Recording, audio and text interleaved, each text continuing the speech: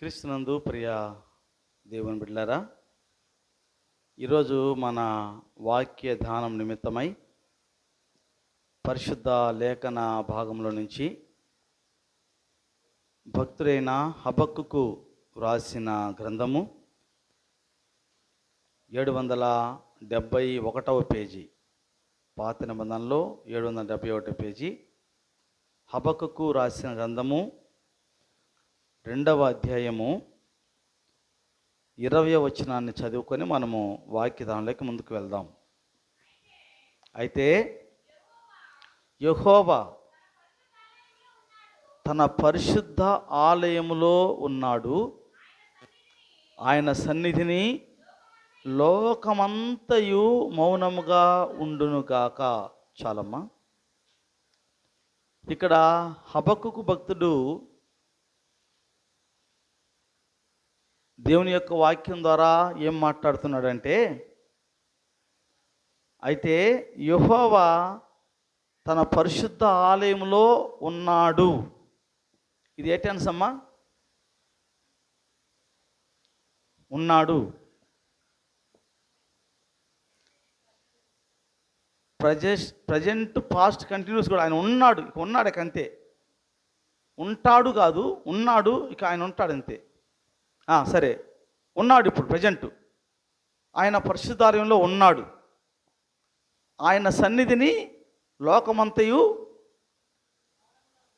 మౌనముగా ఉండాలి. మౌనముగా ఉండటానికి అర్థం ఏంటంటే, మౌనము అంగీకారము 1, మౌనము వినయము 2, మౌనము గ్రహింపు 3. ఇలా మౌనం వలన చాలా ఉన్నాయి. ఏదైనా ఒక అంశం మనము టీవీలో ఏదైనా వార్తలు చూస్తున్నాం అనుకో, అక్కడ పక్క వాళ్ళు అరుస్తుంటే వారిని మనం నివారిస్తాం. అరవద్దు. ఎందుకంటే అది మేము వినాలి పూర్తిగా. అరిచి గోల కలిగిందంటే మేము పూర్తిగా వినలేమని అర్థం అక్కడ. అందుకని దేవుడు అంటున్నాడు, దేవుని సన్నిధిలో లోకమంతయు మౌనముగా ఉండును గాక అంటాడు.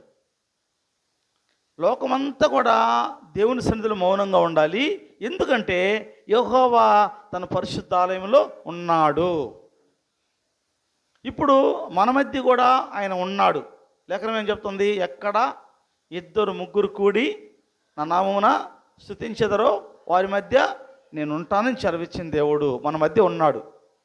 కనుక మనము మౌనముగా ఉండాలని వాక్యం సెలవిస్తోంది. ఇక్కడ మన మధ్య ఉన్నాడు అంటే దేవుడు ఏమై ఉన్నాడు? అది ఈనాడు దేవుడు మన మధ్య ఉన్నాడంటే మీరు అనుకోవచ్చు, ఎక్కడున్నాడు మన మధ్య? చూపించంటే మనకు కనబడ్డా ఆయన వాక్యమై ఉన్నాడు. వాక్యం ద్వారా నీతో నాతో మాట్లాడే దేవుడు ఆయన. మందిరంలో వాక్యం ఉండాలి. నేను మరలా చెప్తున్నా, దేవుడు మందిరంలో ఎవరున్నారు? దేవుడు ఉన్నాడు. ఏమన్నాడు హబక్కులో? హబక్కుకు 2:20లో అయితే యెహోవా పరిశుద్ధాలయంలో ఉన్నాడు అంటే ఎవరున్నారు ఇక్కడ? దేవుడు అంటే ఎవరు? వాక్యం తప్ప ఇంక ఏమున్నా అది దేవుని సన్నిధి కాదు. గుర్తుపెట్టుకోవాలి.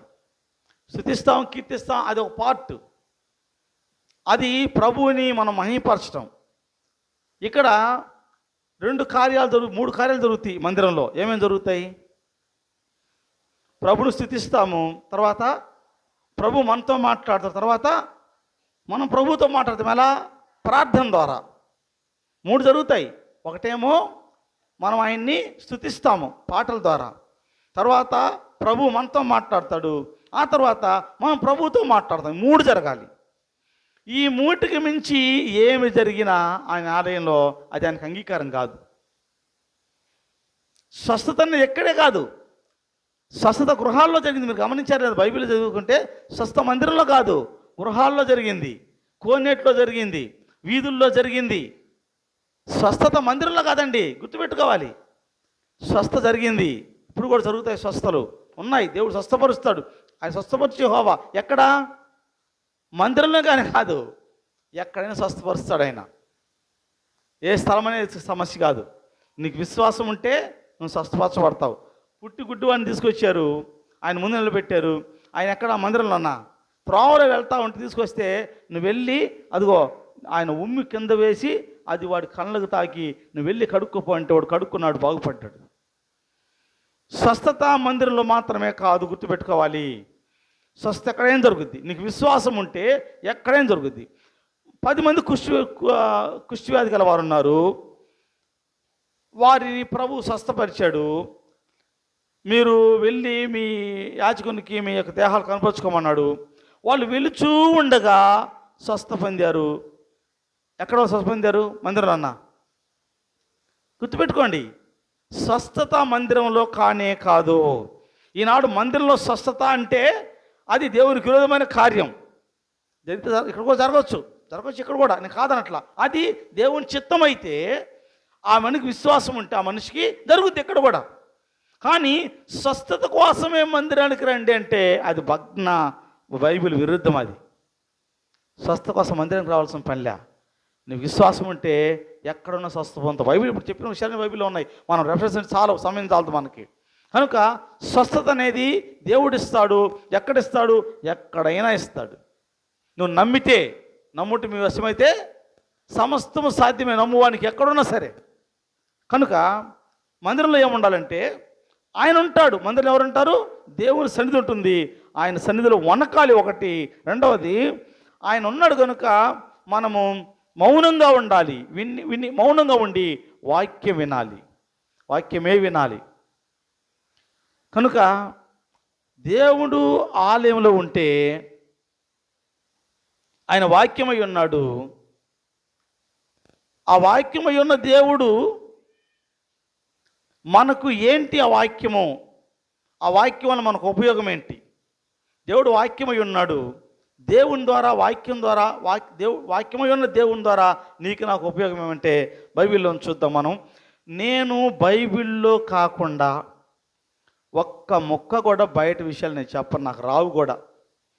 నేను ఏదైనా చూపిస్తే బైబిల్లోనే ఉంటుంది. అది బైబిల్లో ఉంటే నేను మాట్లాడతాను. మీకు ఎంతమందికి అర్థమవుతుందో, ఎంతమందికి వ్యర్థమవుతుందో అది నాకు తెలియదు. కానీ నేను బైబిల్ లేకుండా, నేను చదవకుండా, దాన్ని గ్రహించకుండా ఎవరికి చెప్పను. దేవుడు ఆయన వాక్యమై ఉన్నాడు. ఆయన పరిశుద్ధాలయంలో ఉన్నాడని రాయబడింది. అయితే ఆయన ఏం మనకి ఆ వాక్యం మనకేంటో చూద్దాం. 119వ కీర్తన.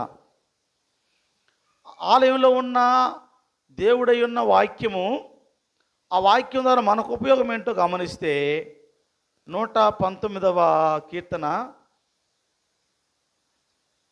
105వ వచనం. కీర్తనకాడు అంటున్నాడు, నీ వాక్యము నా పాదములకు దీపము, నా త్రోవకు వెలుగై ఉన్నది. చూసారా? దేవుడేమో ఆలయంలో ఉంటాడు, ఆయన వాక్యమై ఉన్న దేవుడు. ఆ వాక్యము నీకు నాకు ఏంటి ఉపయోగం అంటే, కీర్తనకాడు దావీదు అంటున్నాడు, నీ వాక్యము నా పాదములకు దీపము. దీపం దేనికమ్మా? వెలుతురు ఇవ్వడానికి. దీపం లేకపోతే ఏమవుద్ది? చీకటి అయిపోద్ది. ఆ చీకటిలో నీ పాదం ఎక్కడ వేస్తావో నీకు తెలియదు.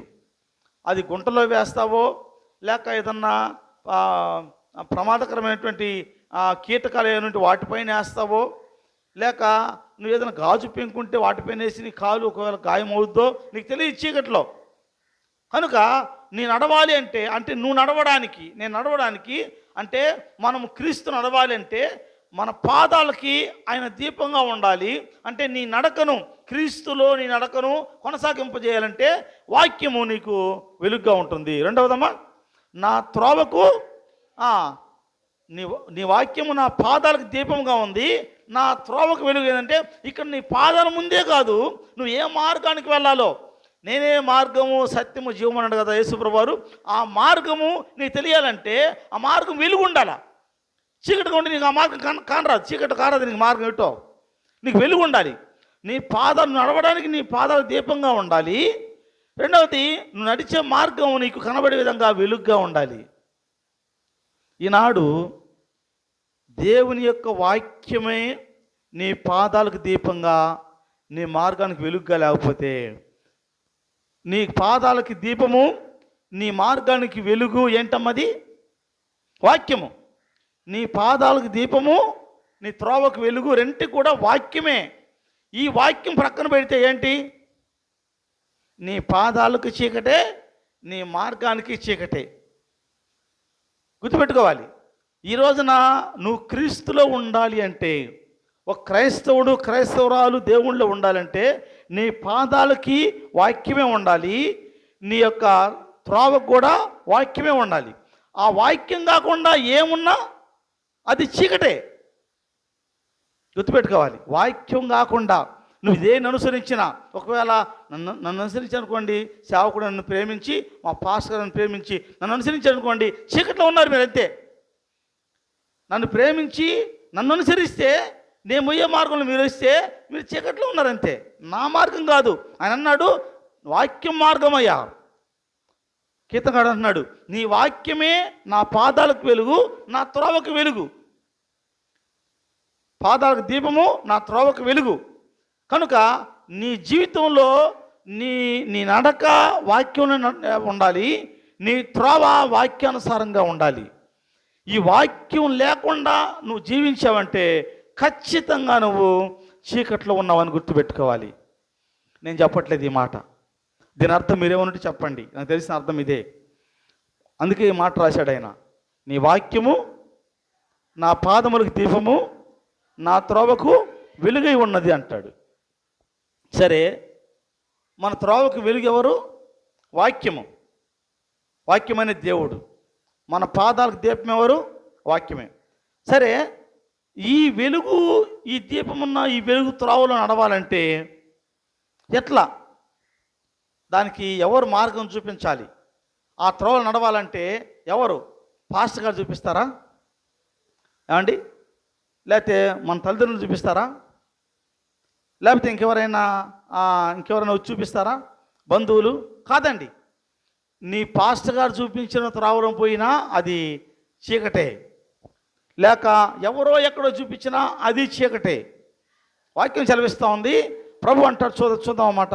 యెహోషువ దేవుడు చెప్తున్నాడు, యెహోషువతో దేవుడు అంటున్నాడు, అందుకే నేను చెప్పాను ఈరోజు చాలా చాలా ప్రాముఖ్యమైన వాక్యము, మీరు జాగ్రత్తగా వినాలని చెప్పని. యెహోషువ గ్రంథము 1వ అధ్యాయము,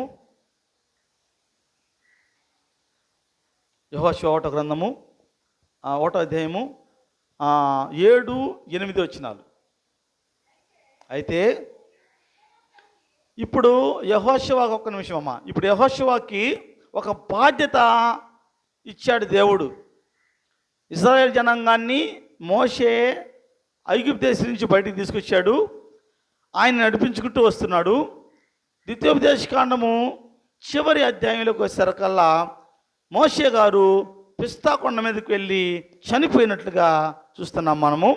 అక్కడ దేవదూతలు ఆయన్ని సమాధి చేశారు. ఇక ఇశ్రాయేల్ జనాంగానికి నాయకుడు లేడు. నాయకుడు చనిపోయాడు మోషే, ఆయన సమాధి చేశారు. ఇక నాయకుడు లేడు. అప్పుడు ఆలోచనలో ఉంటే ఆ బాధ్యతని మోషేతో ఉన్నటువంటి యవనస్తుడైన యెహోషువకి దేవుడు అప్పగించాడు. ఈ బాధ్యతని అప్పగించి అప్పుడు ఆయన ధైర్యపరుస్తున్నాడు. 7వ వచనమమ్మా. అయితే నీవు అనగా యెహోషువతో చెప్తున్నాడు, యెహోషువ నీవు నిబ్బరము కలిగి జాగ్రత్త పడి బహుధైర్యముగా నుండి నా సేవకుడైన మోషే నీకు ఆజ్ఞాపించిన ధర్మశాస్త్రం అంతటి చొప్పున చేయవలను. నీవు నడుచు ప్రతి మార్గమున చక్కగా ప్రవర్తించినట్లు నీవు దాని నుండి కుడికి కానీ ఎడమకు కానీ తొలగకూడదు. నా మార్గానికి నా త్రోవకు వెలుగు అని చెప్పని కీర్తనకారుడైన దావీదు అన్నాడు. ఇక్కడ దేవుడు అంటున్నాడు, మోషే నీకు మార్గం చూపించాడే, నీకు ధర్మశాస్త్ర వాక్యాలు చెప్పాడే, ఆ వాక్యం నుంచి నువ్వు కుడికి కానీ ఎడమకు కానీ తొలగకూడదు. కుడిపక్క కదా, రైట్ సైడ్ మంచిదే కదా, కుడిపక్క మంచిదే కదా. కాబట్టి నా దక్షిణహస్తంతో నేను ఆశీర్వదిస్తాను దేవుడు అన్నాడు కదా, అంటే నా కుడి హస్తంతో కుడి చేయి మంచిదే కదా అని కుడి పక్కన తిరగడానికి లేదు. లేదా నీ ఎడమ పక్క నీకు ఎవరైనా తెలిసిన వాళ్ళు ఉండి అండగా ఉంటే తిరగడానికి లేదు. నువ్వు కుడికి కానీ ఎడమ కానీ ఎక్కడి నుంచి? వాక్యం నుంచి. వాక్యము నీ త్రోవకు వెలుగు కాబట్టి, వాక్యము నీ పాదాల దీపం కాబట్టి, వాక్యము నుంచి నీవు కుడికి కానీ ఎడమకు కానీ తిరగకూడదు, తొలగకూడదు. వాక్యం చెప్తుందమ్మా. బైబిల్లో ఉన్న ఈ మాట చదవమా. అయితే నీవు నిబ్బరము కలిగి జాగ్రత్త, చూసారా, జాగ్రత్త పడాలా. ధైర్యంగా ఉండాలి, జాగ్రత్త పడి బహుధైర్యముగా నుండి నా సేవకుడైన మోషే నీకు ఆజ్ఞాపించిన ధర్మశాస్త్రం అంతటి చొప్పున చేయాలి. నీవు నడుచు మార్గమున చక్కగా ప్రవర్తించాలి అంటే, ప్రవర్తించినట్లు నీవు దాని నుండి కుడికి కానీ ఎడమకు కానీ తొలగకూడదు. ఈనాడు మనం ఏమంటున్నామంటే, వాక్యంతో నాకెందుకండి, నేను ఒక సిద్ధాంతాన్ని పట్టుకున్నా, నా సిద్ధాంతంలో పోతాను నేను. లేకపోతే నేను ఒక డినామినేషన్ని నమ్ముకున్నా, ఆ డినామినేషన్లో పోతా. లేకపోతే నేను ఒక సేవకుడిని నమ్ముకున్నా, నా సేవకుడి ప్రకారం పోతా. నా సేవకుడు గీతకి ఇస్తే ఆ గీతలో పోతా నేను. నో, వాక్యం చెప్పట్లేదండి. మీ బైబిల్లో ఏ మాటలు ఉన్నాయి, మీ బైబిల్లో ఏ మాటలు ఉన్నాయి. నేను ముందే చెప్పా, చాలా ప్రాముఖ్యమైన సందేశం. మీరు వింటారో వినరో, మీరు స్వీకరిస్తారో స్వీకరించరో మీకు వదిలేస్తున్నాను నేను. దేవుని మాట అంటే మాటే, ఆయన అవునంటే అవును, కాదంటే కాదు అనే వ్యక్తి. మనం కూడా అలా ఉండాలని చెప్పాడు. కనుక నీ విశ్వాసం పొందాలంటే, నీ జీవనంలోకి పోవాలంటే, నీ త్రోవకి వెలుగు వాక్యమై ఉండాలి, నీ పాదాలకు దీపం వాక్యమై ఉండాలి. కనుక యెహోషువతో అంటున్నాడు, నేను మోషే ద్వారా నీకు ఇచ్చిన ధర్మశాస్త్రం అంతా చొప్పున నడుచుకోవాలి, నీవు కుడికి కానీ ఎడమకు కానీ తొలగకూడదు అన్నాడు. 8వ వచనం. ఈ ధర్మశాస్త్ర గ్రంథమును నీవు బోధింపక, గుర్తుపెట్టుకోమన్నాడు ఆయన. ఇదే దేవుడు నిన్నొక రీతిగా, ఈరోజు ఒక రీతిగా, రేపు ఒక రీతిగా, రకరకాలుగా ఉండే దేవుడు. అవునా అమ్మా? ఆయన నిన్న, నేడు, రేపు ఏకరీతిగా ఉండే దేవుడు. అక్కడేమన్నాడు యెహోషువతో 8వ వచనంలో, ఈ ధర్మశాస్త్ర గ్రంథమును నువ్వు బోధింపక తప్పిపోకూడదు. ఇప్పుడేమన్నాడు? నువ్వు తప్పిపోవాలన్నాడా? మనమే అంటున్నావు కదా, నిన్న నేడు రేపు ఏకరీతిగా ఉండే దేవుడని. వాక్యం ఉంది కదా. మరి నిన్నేమో అట్ట చెప్పిన దేవుడు, ఈరోజు ఏమో ధర్మశాస్త్రం పని లేదు, నీ ఇష్టానుసారం బోధించన్నాడా? లేదమ్మా, నేను చెప్తే నమ్మకండి. ఒకవేళ నేను చెప్తే కూడా నమ్మకూడదు మీరు. వాక్యం అట్లేదా, వాక్యం మారే దేవుడు కాదయ్యా, అని ఏకరీతిగా ఉండే దేవుడయ్యా. కనుక చదవమ్మా. దానిలో రాయబడిన వాటన్నిటి ప్రకారము చేయుటకు నీవు జాగ్రత్త పడినట్లు దివారాత్రము దాన్ని ధ్యానించినట్లా నీ మార్గమును వర్ధిల్ల చేసుకొని చక్కగా నడిచేదావు. నువ్వు చక్కగా వెలుగైన మార్గం నడవాలంటే ఏం చేయాలి?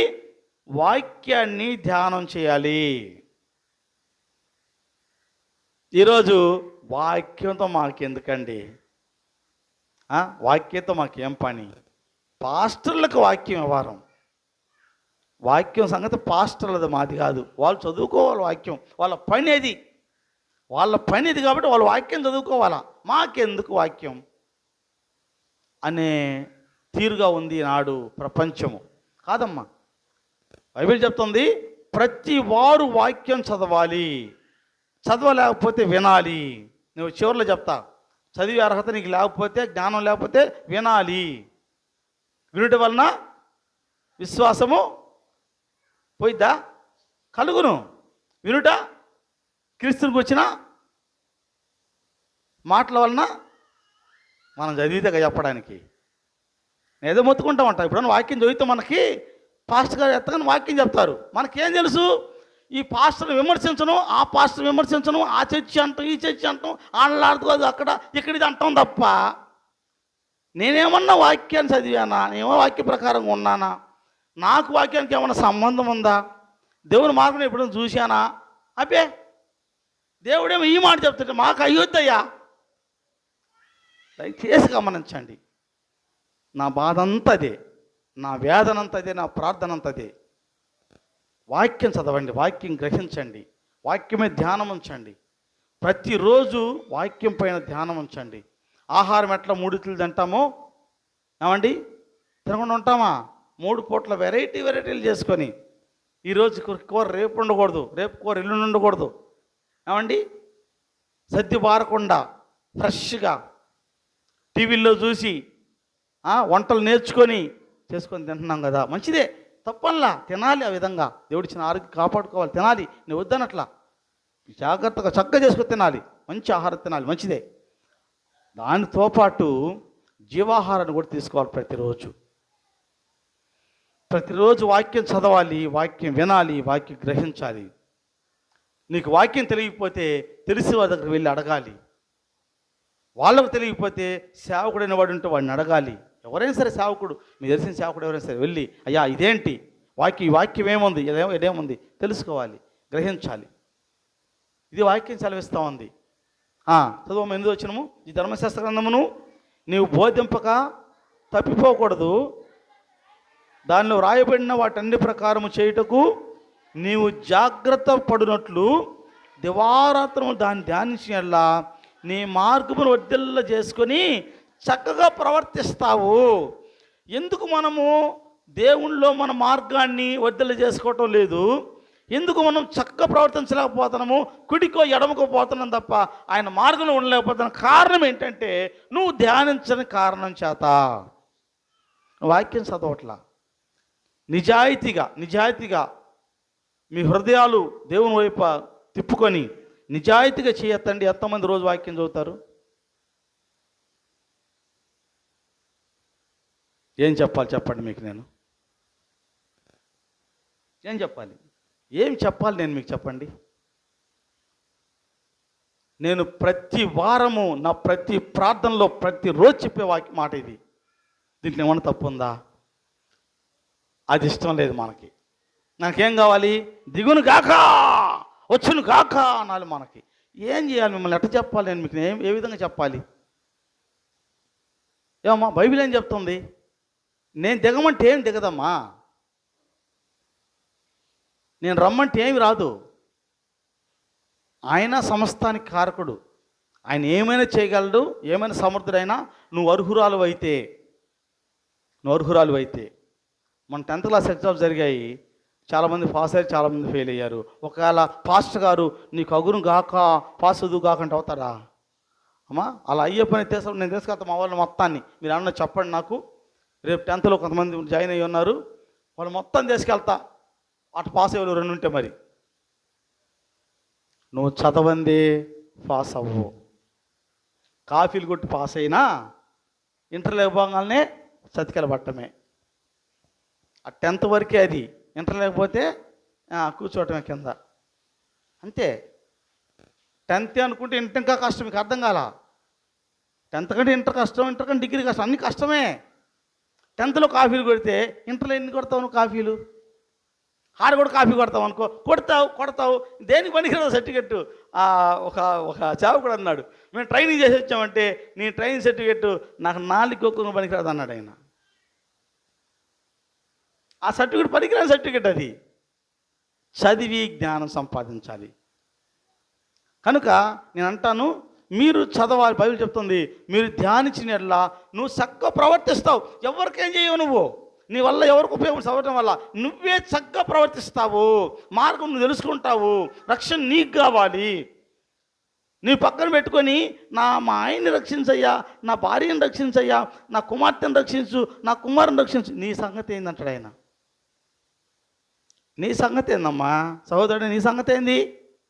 నీ భార్యని అడిగావు, నీ సంగతి ఏంటి? మరి నీ భర్తను అడిగావు, నీ సంగతి ఏంటి అంటాడు దేవుడు. ముందేమన్నాడు? నువ్వు చక్కగా ప్రవర్తించు, నువ్వు చక్కగా నడువు, మార్గమైన దేవుళ్ళు నడువు అని దేవుడు చెప్తుంటే నాకు మార్గం వద్దు. నేను కుడికో ఎడమకు బాగుతున్నావు, కానీ నేను పోయేదే. నువ్వు బాగుతున్నా నేను మాత్రం ఆగను. నేను పోయేదే కుడికో ఎడమకో, వాక్యంలో నేను ఉండను. నువ్వు మార్గమైనా నీ మార్గంలో నేను ఉండను. ఇది ఈనాడు క్రైస్తవ నిర్ణయాలు. దయచేసి వద్దండి.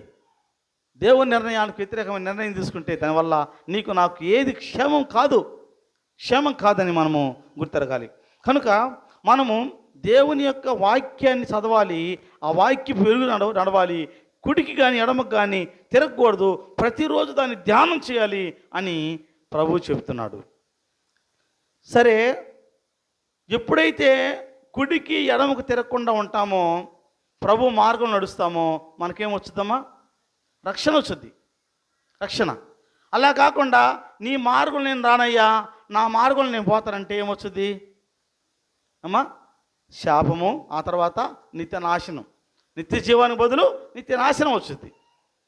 కనుక నీకు పాపం చేయకుండా ఉండాలి అంటే, పాపము చేసిన వాడికి జీతం ఏంటి? మరణము. ప్రభు వచ్చిన దానికి నిత్య జీవాన్ని ఇవ్వడానికి ఆ మరణాన్ని ఆయన పొందాడు. ఇప్పుడు ఆ మరణము నువ్వు పొందకుండా ఉండాలంటే పాపం చేయకుండా ఉండాలి. పాపం చేయకుండా ఉండాలంటే ఎలా ఎలా అండి? ఎలా ఉంటాం పాపం చేయకుండా? చదువుకుందాం బైబిల్. మన సొంత మాటలు ఏమొద్దు, అన్ని బైబిల్లో చూద్దాం. 119వ కీర్తన 11వ వచనం. పాపం చేయకుండా ఉండాలంటే ఎప్పుడు ఎలా ఉండగలమో కీర్తనకారుడు చక్కగా రాశాడు. 119వ కీర్తన, నీ ఎదుట నేను పాపము చేయకుండానట్లు నా హృదయంలో నీ వాక్యము ఉంచుకొని ఉన్నాను. అది కారణం. వాక్యం హృదయంలో ఉంటే పాపం చేయం మనము. ఇప్పుడు చదవమ్మా. నీ ఎదుట నేను పాపం చేయకున్నట్లు నా హృదయంలో నీ వాక్యం ఉంచుకొని ఉన్నాను. ఇప్పుడు వాక్యం ఉంచుకోలేదు అనుకుందాం, ఏంటి వ్యతిరేకం? అంతే, పాపం చేస్తున్నావు. నువ్వు అనుకుంటున్నావు నేనేం పాపం చేశానని. నీకు అర్థం కావడంలా, నేను చెప్పేది మీకు అర్థం కావడం లేదు. మీ హృదయంలో వాక్యమే లేకపోతే, యేసుక్రీస్తు అనే వాక్యానికి సంబంధించిన జీవితం లేకపోతే, నీ హృదయం లేకపోతే నువ్వు పాపంలో ఉన్నావంతే అన్నాడు. చూడండి, నీ ఎదుట నేను పాపము చేయకున్నట్లు నా హృదయంలో నీ వాక్యము ఉంచుకొని ఉన్నాను. వారానికి ఒకసారి అద్దెకి తెచ్చుకుంటాను. ఎక్కడైనా మీటింగ్ పెట్టినప్పుడు దాన్ని తీసుకుపోతాను ఏమండి. లేకపోతే ఏదన్నా నాకు అవసరమైనప్పుడు వాక్యం తెచ్చుకో అన్నదా? ఉంచుకొని ఉన్నాను. ఇష్టం చెప్పి తీసుకోను, కష్టం వచ్చి పక్కన పెట్టడానికి అది బ్యాంకులో సొమ్ము కాదు, దేవుని వాక్యం అండి. ఇది వాక్యము. ఇది మీకు నచ్చినా నచ్చకపోయినా సత్యం నేను చెప్పేది. మీరు అంగీకరించకపోయినా నేను చెప్పే సత్యం. మీకు అది వినసొంపుగా ఉన్నా కష్టంగా ఉన్నా నేను చెప్పేది వాక్యం. చూడండి, నీవు పాపం చేయకుండా ఉండాలంటే నీ హృదయంలో వాక్యం ఉంచుకోవాలని చెప్పని కీర్తనకారుడు అంటాడు. ఆయన చెప్పున్నాడు, అయ్యా నేను పాపం చేయకున్నట్లు నా హృదయంలో నీ వాక్యమును ఉంచుకొని ఉన్నాను అంటాడు. ఉంచుకొని ఉన్నాను. మనం ఏం చేస్తున్నాం? అయ్యా పాపం చేయకున్నట్లు నీ వాక్యమును సెల్ఫులో పెట్టాను, నీ వాక్యమును నా తల కింద పెట్టుకున్నానయ్యా, నీ వాక్యమును నా బ్యాగులో పెట్టుకుని, పాస్టర్లు బ్యాగులో ఉంటుంది, వాడు చదవడు బైబిల్. ఆ టీవీలో ఆ ప్రసంగాల్లో ఆడాన్నో అవి చూడటము, ఎక్కడికొచ్చి కేకలేయటం. అయ్యగారు బైబిల్ చదవడు. చదివే వాళ్ళు లేరు ఈ రోజున. పాస్టర్లు మా గురించి చెప్పుకుంటున్నా, సేవకులు లేరు, చాలామంది లేరు. అందరినీ అన్న చాలామంది బైబిల్ చదివే వాళ్ళు లేరు. ఏ రెండు మాటలు వింటాం, ఆడాడు ఇన్ని రావడం, అవి నోట్ చేసుకోవటం, ఏడొచ్చి కేకలేయటం. వాడుకోవచ్చు, చెప్పొచ్చు, నేను కాదన్నా, అవి కూడా చెప్పొచ్చు కాదన్నా. కానీ నువ్వు ధ్యానం చేయాలి. మళ్ళీ నువ్వు ధ్యానం చేసి, నువ్వు ప్రార్థన పూర్వకంగా నువ్వు ధ్యానం చేసి, నీకేమైతే దేవుడు బయలుపరిచాడు దాన్ని రాసుకొని చెప్పాలి తప్ప. ఒక సంఘస్థులు నాకు చెప్పారు, ఎప్పుడు వారికి ప్రార్థన పెట్టినా ఆ ప్రార్థన కార్యక్రమానికి ఆయన చెప్పే వాక్యానికి పొంతనే ఉండదంట. ఏమంటే ఈయన రాసుకొని వస్తాడు నోట్స్లో, ఈయన సిద్ధపడ్డు, ఈయన వాక్యం చూడ్డు, ప్రార్థన రెడీ చేస్తాడు. ఆడ భాగాలు తెరవంగానే ఏదో ఒకటి వచ్చింది, దాన్ని చదివేస్తాడు. ఇంకొక ఆయన ప్రబుద్ధుడు, ఆయన పత్రిక వచ్చిందంట, ఒక పత్రిక. ఆ పత్రిక తీసుకొని పత్రిక చదువుతారంట. ఆయన చదువుతారంట. పత్రికలో స్టార్టింగ్లో ఏముంటుంది? ప్రియమైన వాళ్ళారా, మీరు గడిచిన మాసంలో మీరు కొన్ని ఉత్తరాలు రాశారు, అవన్నీ నేను చదివాను, వాటి గురించి ప్రార్థన చేస్తున్నాను అంటే అవి కూడా చదువుతారు అంటాడు మైకిలోకి వచ్చి. పక్క వాళ్ళు అంటారు, అదే చెప్పాడు, బుక్ చెప్పాడు, ఇంటికాడ చదువుకోరు అని చెప్పొచ్చు కదా, మైకిలో చదువుతారు రా బుక్ అంటారు. నేను అంటాను, నేను ఎవరిని హేళన చేయట్లేదండి, నేను ఎవరిని హేళన చేయట్లేదు, నాకు అవసరంలే. అలాంటి వాళ్ళు సేవకులు కూడా ఉన్నారంటాను, వాక్యం చదవకుండా సేవకులే ఉన్నారు. మీకేం చెప్తారు చెప్పండి? అందుకని అంటాను, వాక్యం చదవాలి, వాక్యం అంగీకరించాలి, వాక్యం నిన్ను నడిపిస్తుంది, వాక్యం నిన్ను పరలోకానికి తీసుకెళ్తుంది, వాక్యమే నీకు జీవమని వాక్యం సెలవిస్తుంది. అందుకే కీర్తనకారుడు అంటున్నాడు, అయ్యా నీ ఎదుట నేను పాపం చేయకున్నట్లు నా హృదయంలో నీ వాక్యమును ఉంచుకొని ఉన్నాను అంటాడు. సరే, మనము పాపం చేయకుండా ఉండాలంటే సత్యములో ప్రతిష్ఠ చేయబడాలి. కొన్నిసార్లు మనము ప్రతిష్ఠిస్తాం, ఒక వస్తువు కానీ, ఒక స్థలం కానీ, లేకపోతే ఏదైనా ఒక సొమ్ము కానీ ప్రతిష్ఠ చేస్తాం. ఏమండి, కొంతమంది పిల్లలనైతే దేవునికి ప్రతిష్ఠిస్తారు. అయితే ఇక్కడ దేవుడు ఏం చెప్తున్నాడు చూద్దాం. మనం ఎక్కడ మనం ప్రతిష్ఠ చేసుకోవాలంటే యోహాను సువార్త 17వ అధ్యాయము.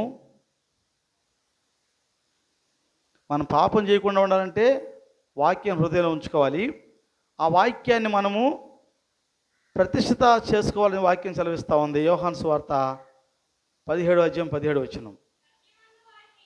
సత్యమందు వారిని ప్రతిష్ఠ చేయుము, నీ వాక్యమే సత్యము. యేసుప్రభు వారు తండ్రికి ప్రార్థన చేస్తున్నాడు సిలువకు వెళ్ళే ముందుగా, ప్రభువా సత్యమందు వీరిని ప్రతిష్ఠ చేయ. ఎవరిని? ఆనాడు శిష్యుల్ని. ఈరోజు నీ గురించి కూడా విజ్ఞాపన చేస్తున్నాడు దేవుడు, నా గురించి విజ్ఞాపన చేస్తున్నాడు పరలోకంలో. యేసుప్రభు వారు నీ గురించి, నా గురించి విజ్ఞాపన చేస్తున్నాడు. ఏమని? అయ్యా సత్యమందు వారిని ప్రతిష్ఠ చేయి ప్రభువా.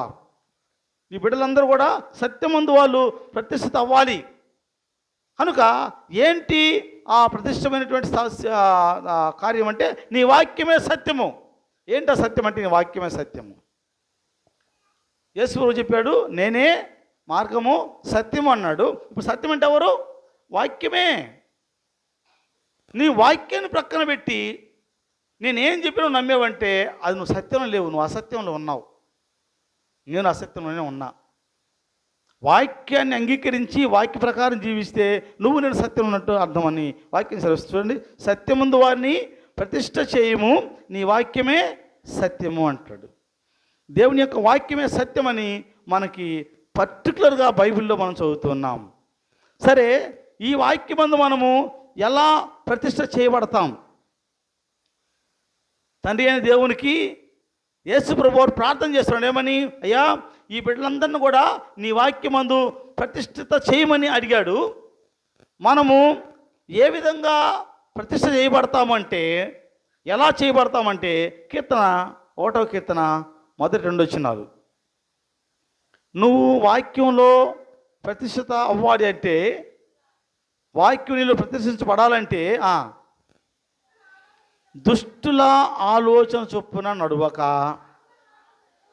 పాపుల మార్గమున నిలువక, అపహాసకులు కూర్చుని చోట కూర్చుండక, యెహోవా ధర్మశాస్త్రం నందు ఆనందించుచు దివారాత్రములు దాన్ని ధ్యానించువాడు ధన్యుడు. ఇప్పుడు ఒక్కొక్క మాట అర్థం చేసుకుందాం. దుష్టుల ఆలోచన చొప్పున నడువక. దుష్టులు ఎవరు? సాతాను దుష్టుడు. ఇక్కడ దుష్టులు అన్నాడు. ఎవరు? సాతాను సంబంధులు. సాతాను దుష్టుడు, సాతాను సంబంధం అంతా దుష్టులే. ఎవరు సాతాను సంబంధులు అంటే?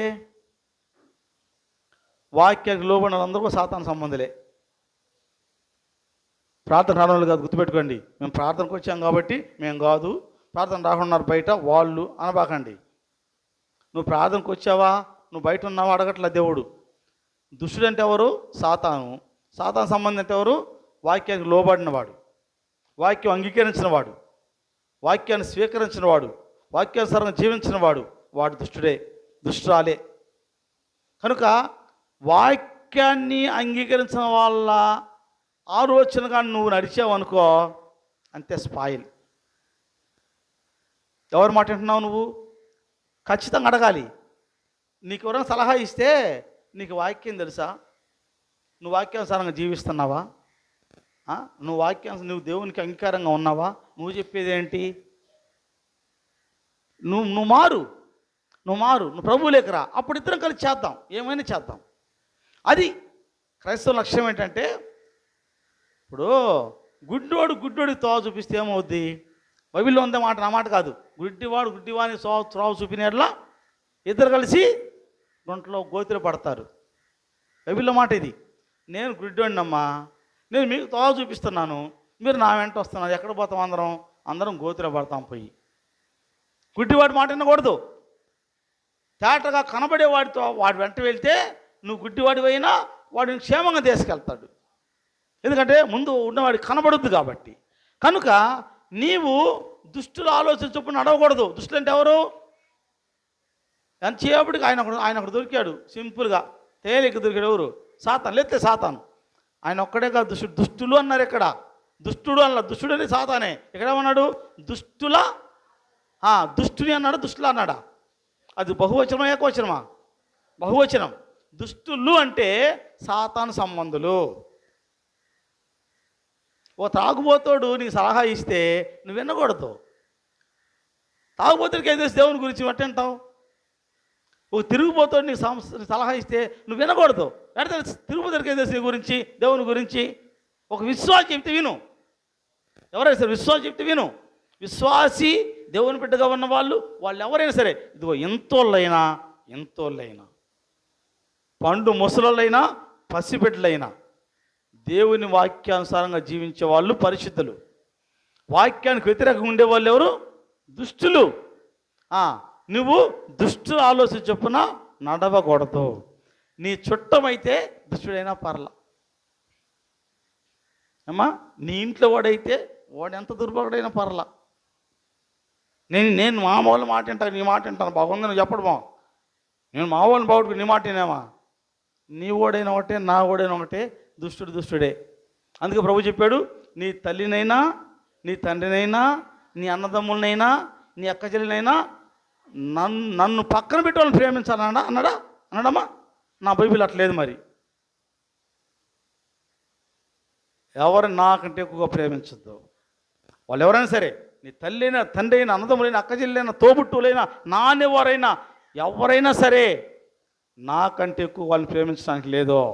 ఇది దేవుని ఆజ్ఞ. ఎందుకు? ఆయన అన్యాయం చేసేవాడు కాదు. నీకు రక్షణ ఇస్తాను. ఎందుకు ప్రేమించమన్నానంటే నీకు రక్షణ ఇవ్వడానికి, నీకోసం ప్రాణం పెట్టిన వాడిని నేను. అందుకు అంటున్నాను. నేను ఒట్టిగా చెప్పట్లా. నీ భార్యని గురించి ప్రాణం పెట్టలా, నీ భర్తని గురించి ప్రాణం పెట్టలా, పెట్టినది నీకు చెల్లదు. నీ తల్లిదండ్రుని గురించి ప్రాణం పెట్టలా, నీ అక్కచెల్లికి ప్రాణం పెట్టలా, అయినా అది చెల్లదు. ఒకరు పెట్టినా కూడా నేను పరిశుద్ధ రక్తాన్ని నిందారహితుడిగా ఏ దోషం లేకుండా నిర్దోషమైన రక్తాన్ని కాచాను నీ కొరకు. కాబట్టి నాకంటే ఎవరు నువ్వు ఎక్కువగా ప్రేమ? ఎందుకు? నేను నీకు నిత్య జీవం ఇస్తా, నీ కొరకు రక్తం కాచాను, నిన్ను విమోచించాను, పరలోకాన్ని తీసుకెళ్తాను. కాబట్టి నా మాట వినంటున్నాడు దేవుడు. మనం ఏమంటున్నాం ఈరోజు? నువ్వు రక్తం కాచినా మాకు అవసరం లేదయ్యా, నువ్వు ప్రాణం పెట్టినా మాకు అవసరంలా, నువ్వేం చెప్పినా మాకు అవసరంలా, మాకు నచ్చిందే మేము చేస్తాం, మాకు నచ్చినోడి మాట మేము వింటాం, మాకు అనుకూలంగా ఉన్న మాట కానీ మేము వెళ్తాం, వాక్యత మా పని లేదయ్యా అంటున్నాడు నేటి క్రైస్తవ సమాజం. దయచేసి గమనించండి. నా బాధ, నా వేదన ఇందుకోసమే. నేను వాక్యానికి వ్యతిరేకంగా ఏం మాట్లాడినా నన్ను అడగండి. ఏంది పాస్టర్ గారు నువ్వు చెప్పే విషయం ఏంటి? అసలు వాక్యం ఏం చెప్తాను, నువ్వు ఏం మాట్లాడుతున్నావు అసలు అడగండి. తప్పుడు నేను సరిదిద్దుకుంటా. ఒకవేళ మీకు ఒకవేళ జ్ఞానం ఇస్తే నా పొరపాటు చూపించండి, నేను సరిదిద్దుకుంటా. తప్పు నేను లేనని చెప్పలో, తప్పు సరిదిద్దుకుంటాను, నేను మార్చుకుంటాను. నా తీరును మార్చుకుంటాను. దయచేసి గమనించండి. వాక్యానికి విలువనివ్వండి. వాక్యం అంటే దేవుడు. వాక్యానికి విలువండి. వాక్యానుసారంగా జీవించడానికి ప్రయత్నం చేయమని వాక్యం తెలియజేస్తుంది. కనుక మనం ఏమన్నా ఇక్కడ దుష్టుల ఆలోచన చెప్పినాడు. ఒక పాపుల మార్గమున నిలువక. ఎవరు పాపులంటే? పాపి ఎవరమ్మా? ఆజ్ఞ అతిక్రమించేవాడు పాపి. ఆజ్ఞ అతిక్రమం పాపం ఉందా లేదా? మరి పాపి ఎవరు ఎక్కడ? ఆజ్ఞ అతిక్రమించేవాడు. ఇప్పుడు ఆజ్ఞ అతిక్రమించేవాడు ఒకవేళ మన బంధువు అయితే, ఆజ్ఞ అతిక్రమించేవాడు మన భర్త అయితే, ఆజ్ఞ అతిక్రమించేవాళ్ళు మన భార్య అయితే, మన అమ్మ నాన్న అయితే, అది పాపం కాదు కదా, మనోళ్ళు కదా, మన చుట్టారు కదా, మనం ప్రేమించిన సేవకుడు కదా. జాగ్రత్త జాగ్రత్త నా ప్రియ దేవుని గారా, దేవుని మాటలు ఇవి, నా మాటలు కాదు. పాపులు మనం చదువుకుని ఎన్నోసార్లు చదివి ఉంటాం, మాట మనం చదివి ఉంటాం, ధ్యానం చేయము. జాన్ కెనడీ గారని, నేను 10th క్లాస్లో ఉన్నప్పుడు గుంటూరు ఏసీ కాలేజీలో యూత్ రిట్రీట్ జరిగింది. నా దగ్గర డబ్బులు లేకపోతే ప్రభుదాస్ మాకు అప్పుడు ఇంగ్లీషు క్లాసులు చెప్పడానికి వచ్చాడు హాస్టల్లో. ఆయన వివేకానంద స్కూలు పొద్దుల్లో పెట్టాడు, చనిపోయాడు, ఇప్పుడు లేడు. ఆ ప్రిన్సిపాల్ గారు ఆయన. అప్పుడు మాకు ఇంగ్లీష్ చెప్పడానికి వస్తే నన్ను ప్రేమించి ఆయన నాకు డబ్బు నేను అన్న అంట. ఆయన సారే మాకు ఇంగ్లీష్ చెప్పడానికి వస్తాడు, అయినా అన్న అంట ఆయన్ని. అన్న రే రారా రేపు పోదాం ఏసీ కాలేజీకి అన్నాడు. అంటే నేను నవ్వి డబ్బులు లేవన్నా నా కాడ అంటే రే నేను కడతారా. అప్పుడు 350 రూపాయలు, 450 రోజుకు 150, 3 రోజులు 450 కట్టాలా, నా దగ్గర డబ్బులు లేవనంటే నేను కడతారా అని చెప్పి తీసుకెళ్ళాడు. ఆయన నాకు 450 రూపాయలు కట్టి నన్ను తీసుకెళ్ళాడు ప్రేమగా. వెళ్ళి 3 రోజులు, నేను 10th క్లాస్లో ఉన్నప్పుడే 15 సంవత్సరాల వయసులో 3 రోజులు ఏసీ కాలేజీలో పెద్ద పెద్ద పాస్టర్లు, పెద్ద పెద్ద యవనస్తులు, దైవజనుల మధ్య నేను పిల్లవాడిగా ఉండి నేను అక్కడ వెళ్ళి విన్నాను, వాక్యం విన్నాను. ఇప్పుడు గుర్తే ఆయన చెప్పిన పాటలు, అక్కడ పాడిన పాటలు ఇప్పుడు పాడతాను, అక్కడ చెప్పిన వాక్యం ఇప్పుడు నాకు గుర్తే. ఆయన చెప్పాడు, జాన్ కెనడీ గారు, ఆయనది ఆ రోజు 3 రోజుల కార్యక్రమం అయిందనమాట. ఆయన చెప్పాడు, ఆయన 499 సార్లు బైబిల్ కంప్లీట్ చేశాడు. ఎన్నిసార్లు అమ్మా? కనీసం 4 సార్లు చదవలేదేమో, 4 సార్లు ఏమన్నా. సరే, ఆయన 499 సార్లు కంప్లీట్ చేసి 500 సార్లు చదువుతున్నాడు. అప్పుడు ప్రజెంట్ చదువుతున్నాడు, రన్నింగ్లో ఉందంట. అయితే 500 సార్లు అంట ఎప్పుడు చదవనటువంటి, ఎన్నడూ విన్నటువంటి కొన్ని వేల పదాలు కొన్ని వాక్యానికి అది వస్తున్నాయంట. అంటే బైబిల్లో ఎంత జ్ఞానము గుప్తమై ఉందో చూడండి. 500 సార్లు బైబిల్ చదివే వ్యక్తికి బైబిల్ చదువుతూ ఉంటే ఇంకా అసలు ఎప్పుడు చూడనటువంటి, ఎప్పుడు చదవనటువంటి, ఎప్పుడు ఇలా ఉందా వాక్యంలో అని అనిపిస్తుంది. 500 సంవత్సరాలు ఆయనకి అంత ఉందండి ఈ వాక్యంలో, అంత ఉంది. ఏదో వారం నాడు అట్ట అనుకొని వాక్యం చెప్పుకోపోవటం కాదు. లేక వారానికి వీరున్నప్పుడు మందిరానికి వచ్చి ఆ వాక్య పాస్ట్గా చదవమన్నప్పుడు టక్కటక్కన చదివేసి అమ్మయ్య అయిపోయింది నా పని కాదు. ఖచ్చితంగా దివారాత్రం ధ్యానించాలి. పోనీ గృహాల్లో, అందరి గృహాల్లో టీవీలు ఉన్నాయి. నేను తప్పన్ను, టీవీ ఉండటం తప్పన్ను, టీవీ చూడటం తప్పన్ను. టీవీలు అన్నీ ఉన్నాయి, చూడొచ్చు, లోకజ్ఞానం కావాలి. కానీ టీవీ ఏ లోకం కాకూడదు. టీవీ చూడొచ్చమ్మా, టీవీ తప్పను. టీవీ ఎందుకు చూడకూడదు? వార్తలు ఉన్నాయి, మీకు ఆడ స్త్రీలు కొన్ని ప్రోగ్రామ్స్ ఉంటాయి, చదువుకునే పిల్లలకి జ్ఞానయుక్తం అవి కొంచెం వస్తుంటాయి, క్విజ్ పోటీలు వస్తుంటాయి, చూడొచ్చు. మంచి ఉంది, చెడు ఉంది. టీవీలో, సెల్ ఫోన్లో కూడా మంచి ఉంది, చెడు ఉంది. మంచిని తీసుకోవాలా, లోకంలో కూడా చెడు ఉంది, మంచి ఉంది. మంచిని తీసుకోవాలి, చెడుని వదిలేయాలా. ఏమండి, టీవీ చూస్తున్నారు. ఎంతమంది కనీసము రోజులో ఒక్కసారి కూడా టీవీ చూడన్న వాళ్ళు చేయొద్దండి? ఎవరు ఉండరు. వాళ్ళు ఎత్తిన అబద్ధమే. అది ఎవరైనా ఎత్తిన కూడా అబద్ధం, కానీ నిజం మాత్రం కాదు. ఎవరైనా ఎత్తిన అబద్ధమే, అబద్ధంగా ఎత్తారు తప్ప నిజం కాదు. టీవీ లేకపోతే మన ఇంట్లో పక్కింటి పోయి వాళ్ళని విసిగిస్తాం. టీవీ లేకపోతే పక్కింటికి వెళ్ళి వాళ్ళు టీవీ పెట్టినాక వాళ్ళకి ఎన్ని పనులున్నా టీవీ పెట్టి విసిగిస్తాం వాళ్ళని. నాకు తెలిసిన సందర్భం, నేను కూడా పోయిన సందర్భం, ఒకప్పుడు సినిమా కోసం పోయి పక్కింటి వాళ్ళని విసిగించిన రోజులు నాకు కూడా ఉన్నాయి.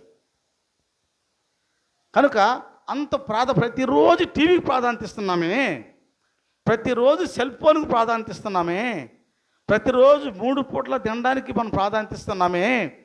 మరి వాక్యం చదవడానికి ఎందుకు ప్రాధాన్యత ఇవ్వము? ఏమా, ఒక ప్రత్యేకమైన సమయం పెట్టుకొని, ఇదిగో ఇన్ని గంటల నుంచి ఇన్ని గంటల దాకా ఒక సమయము, ఈ సమయం నేను వాక్యం చదువుకుంటాను, 1 అధ్యాయం, 2 అధ్యాయాలు, 3 అధ్యాయాలు, గోల్ పెట్టుకోండి. ఇన్ని గ్లాసులు వండుకోవాలి ఈ పూటకి, చాలాలంటే మాకందరికి సరిపోవాలంటే ఇన్ని గ్లాసులు కొలుతుందా లేదా? మీరు అడుగుతా లేదు అమ్మా? ఇన్ని గ్లాసులు వండుకోవాలి ఖచ్చితంగా. మళ్ళీ చాలదేమో. పిల్లలు అడుగుతారు, అమ్మో ఎన్ని పోయమంటావు? 3 పోయి, 3 పోసాను, 3 పోయి చాలు మళ్ళా. ఓకే, తప్పులేదు, వండుకోవాలా, 3 వండుకోవాలి, 4 వండుకోవాలి, తినాలి. నేను తప్పనట్లా, వండుకోవాలి, తినాలి, తృప్తిగా ఆహారంగా తీసుకోవాలి, హాయిగా ఉండాలి, తప్పు కాదు అది. కానీ అంతకంటే ముఖ్యంగా వాక్యానికి ప్రాధాన్యత ఇవ్వాలంటాను నేను. వాక్యం చదువుకోవాలి, వాక్యం వినాలి. మీకు చదువు లేకపోతే మీ పిల్లలు చదువుకున్నారు కదా, వాళ్ళని కూర్చోబెట్టి చదవమని చెప్పండి. రాత్రి